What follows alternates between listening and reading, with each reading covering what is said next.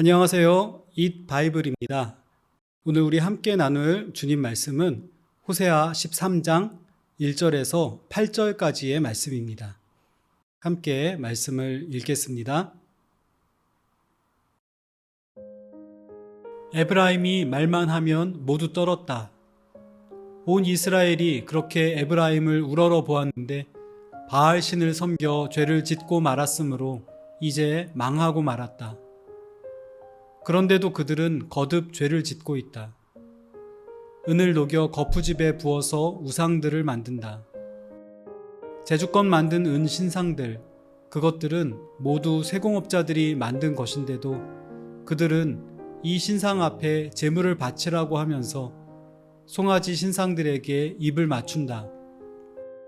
그러므로 그들은 아침 안개처럼 되고 이른 새벽에 사라지는 이슬처럼 될 것이다. 타작 마당에서 바람에 날려나가는 쭉정이처럼 되고 굴뚝에서 나오는 연기처럼 될 것이다. 그러나 나는 너희가 이집트 땅에 살 때로부터 주 너희의 하나님이다. 그때에 너희가 아는 하나님은 나밖에 없고 나 말고는 다른 구원자가 없었다. 나는 저 광야에서 그 메마른 땅에서 너희를 먹이고 살렸다. 그들을 잘 먹였더니 먹는 대로 배가 불렀고 배가 부를수록 마음이 교만해지더니 마침내 나를 잊었다. 그래서 내가 그들에게 사자처럼 되고 이제는 표범처럼 되어서 길목을 지키겠다.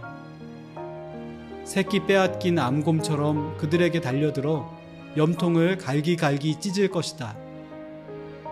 암사자처럼 그 자리에서 그들을 뜯어 먹을 것이다. 들짐승들이 그들을 남김없이 찢어 먹을 것이다. 어느 날 갑자기 삼성이 부도가 났다거나 또는 미국이 무너져 내렸다는 소식을 들으면 어떤 느낌이 들 것 같습니까? 아마 지금도 말도 안 되는 소리라며 제 같은 예가 터무니없다고 생각하는 분들이 계실지 모릅니다. 맞습니다. 이 나라도 이 회사도 쉽게 무너질 만한 상대가 아닙니다. 그래도 만약 그들이 무너진다면 사람들은 그 충격에서 쉽게 헤어나올 수 없을 것입니다.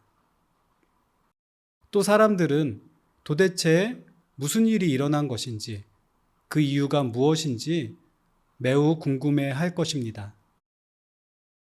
당시 사람들은 13장의 첫 절을 읽거나 들으며 그와 같은 충격과 공포를 느꼈을 것입니다.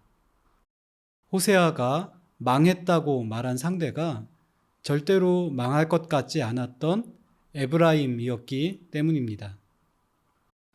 1절은 요셉의 아들로서 이스라엘 전체 중에서 가장 부유하고 강성한 지파였고 북이스라엘 전체를 대표하던 에브라임의 과거 명성과 현재의 몰락한 사실을 함께 밝히고 있습니다. 또 그 이유를 이야기하는데요. 그 핵심은 바알 숭배에 있습니다. 선지자는 에브라임이 신상의 제조와 숭배하는 과정을 상세히 기술하면서 그들의 문제점을 분석합니다.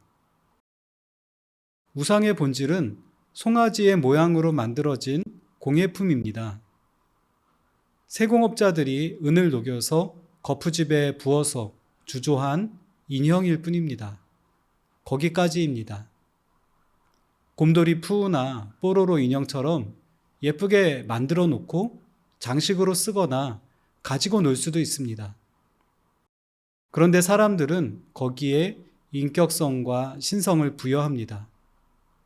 송아지 조각에 공손히 입을 맞추고 거기에 제물을 바칩니다. 입 맞추는 행위는 마음과 충성을 드리는 것과 관련이 있습니다. 또 제물을 바치는 것은 언약의 대상으로 여기고 그 대상을 나의 주권자와 보호자로 여기는 행위입니다.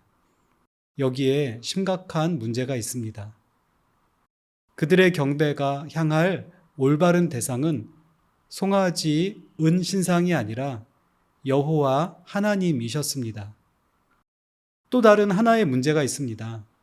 에브라임 사람들은 자신들의 손에서 만들어진 대상물에 엎드려 경배하고 있습니다. 하나님의 형상으로 만들어진 사람, 온 피조 세계를 다스릴 권한을 위임받은 특별한 존재인 사람으로서 우리는 경작하고 창조하는 일을 통해 문화를 빚어나갑니다. 그런데 본문의 장면은 이 통치의 주체와 대상이 역전된 모습을 보여줍니다. 하나님의 형상을 스스로 포기하는 어리석음을 보입니다. 이것이 하나님을 화나게 만든 결정적인 이유입니다. 이 사실만으로도 이스라엘은 하나님의 진노를 받을 수밖에 없습니다. 그런데 기막힌 사실은 우상숭배 때문에 몰락한 뒤로도 이 행위를 반복하고 있다는 것입니다. 무엇에 홀렸는지 아니면 무엇에 중독되었는지 자신들을 파멸로 이끄는 죄악 속으로 힘없이 끌려가는 에브라임의 모습이 몹시 안타깝습니다. 결국 하나님의 사랑받는 자녀로서 정체성을 저버린 이스라엘에게 남은 것은 하나님의 진노와 무참한 처벌뿐입니다. 새끼를 잃은 야생의 맹수처럼 하나님은 그들의 죄악에 참을 수 없는 진노와 보복을 다짐하십니다. 흔적도 없이 사라지는 아침 안개나 이슬, 바람에 나는 겨, 굴뚝의 연기처럼 하나님의 형상을 잃어버린 그들은 존재 가치와 의미를 함께 잃고 역사 속으로 사라져 버릴 것입니다. 에브라임의 멸망 이야기는 우리에게 경각심을 일깨웁니다. 하나님과의 관계에서, 세상과의 관계에서 하나님의 형상으로 부름받은 정체성을 바르게 이해하고 자리매김하기를 힘쓰는 우리가 되었으면 좋겠습니다.